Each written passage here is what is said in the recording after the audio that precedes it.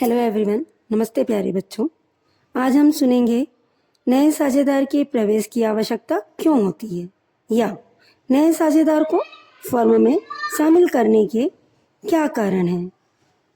नए साझेदार को फर्म में कुछ कारणों से शामिल किया जाता है, जिसमें से पहला कारण पूंजी में वृद्धि के उद्देश्य से।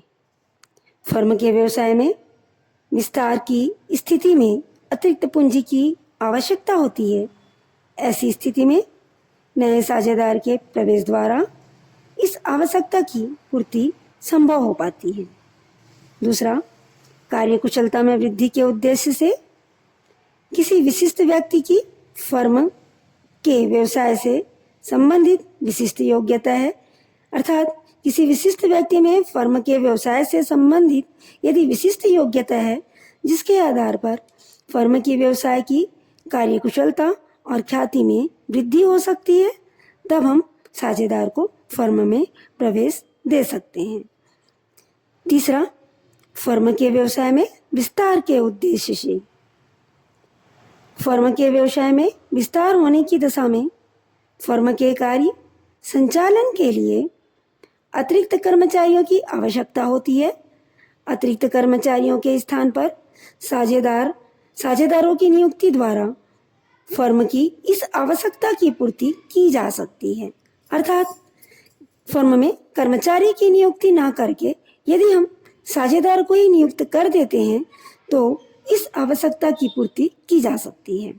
अगला, फर्म की प्रगति के लिए, फर्म की प्रगति एवं ख्याति के लिए भी फर्म में नए साझेदारों को प्रवेश दिया जा सकता है। नेक्स्ट, प्रतियोगिता कम करने के उद्देश्य से।